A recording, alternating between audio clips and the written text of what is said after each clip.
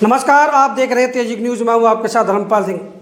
आज किसान यूनियन संघर्ष राजनीतिक ने किसान मजदूर, खनन माफिया, भू माफिया, शिक्षा माफिया व भ्रष्ट अधिकारियों के द्वारा भ्रष्टाचार को लेकर चोपला गढ़मुक्तेश्वर के गुरुद्वारे में महापंचायत का आयोजन किया।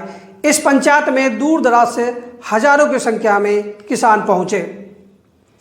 किसानों की समस्याओं को लेकर भारतीय किसान यूनियन संघर्ष राजनीतिक के राष्ट्रीय अध्यक्ष रंजीत गुर्जर ने कहा कि खनन माफिया रात के अंधेरे में खनन करते हैं।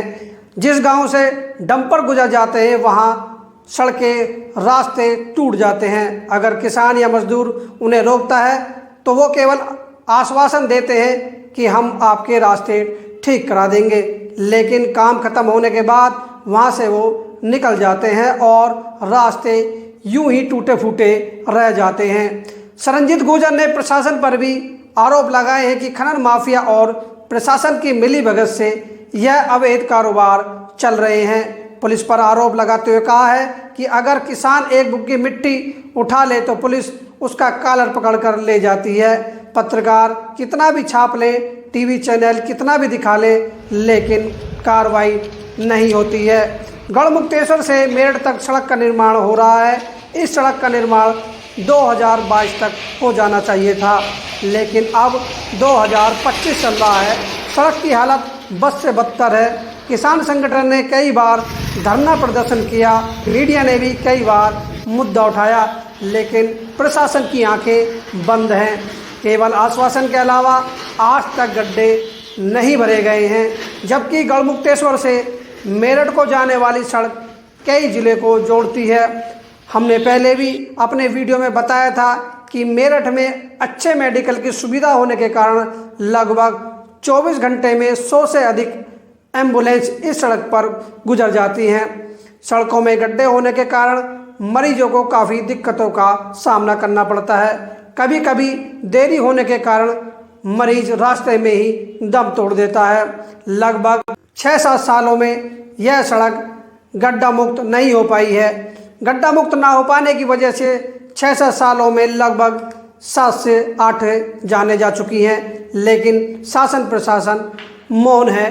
पीड़े के अधिकारियों को मक्कार बताते हुए रंजीत गुर्जर ने कहा कि उन्हें शर्म नहीं आती है। इतने बड़े पद पर बैठने के बाद भी वो झूठ बोलते हैं। गढ़ से मेरठ जाने वाले रास्ते से डीएम, एसपी, एसडीएम व सांसद, विधायक, जिला पंचायत अध्यक्ष, नगर पालिका अध्यक्ष व बीजेपी के अन्य नेता गुजरते हैं, लेकिन उन्हें यह सड़क दिखाई नहीं देती है। जबकि पूरे ज़िले में, हापुड़ ज़िले में ज़्यादातर बीजेपी के सांसद, विधायक और अध्यक्ष चुने हुए हैं। दिखाई भी क्यों देगी? जनता के टैक्स के पैसे से लग्जरी गाड़ी, मोटी तनख्वाह और अन्य सुविधा से लैस हैं, तो उन्हें आम जनता की परेशानी क्यों दिखाई देगी?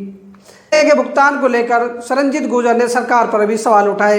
कहा कि मुख्यमंत्री जी, आपने कहा था 14 दिन में मिल द्वारा किसानों के गन्ने का भुगतान किया जाएगा, लेकिन अभी तक भी किसानों के गन्ने का मिल पर बकाया है। आपकी 14 दिन में भुगतान होने वाली योजना फेल हो गई है। किसान आज कर्जे में डूबा है। प्राइवेट स्कूलों को लेकर रंजीत गुर्जर ने कहा कि हर साल बच्चों की किताबें बदल दी जाती हैं, ड्रेस बदल दी जाती है। किताबें, जूते, मोजे, ड्रेस, बैग चिन्हित दुकानों पर से ही खरीदी जा सकती हैं, क्योंकि उन दुकानों में 50% स्कूल वालों का कमीशन बंधा होता है और 100 रुपये की लागत से बनी किताब पर लगभग 500 रुपये की एमआरपी छपी होती है, जो बच्चे को मजबूरी में लेनी पड़ती है। क्या सरकार में बैठे मंत्री अधिकारी को यह दिखाई नहीं देता है? पर गलती उनकी भी नहीं है। ज़्यादातर बड़े स्कूल, कॉलेज सरकार में रहे नेता मंत्री के हैं, जो तो अनदेखा तो करना ही पड़ेगा। सरकार में सभी विभागों में भ्रष्टाचार फैला हुआ है, सुनने वाला कोई नहीं है। अगर यह नीति सरकार की रही तो जनता को एकजुट होकर सड़कों पर आंदोलन करना होगा और अपने हक की लड़ाई लड़नी पड़ेगी। नमस्कार, आप देख रहे थे तेजिक न्यूज़।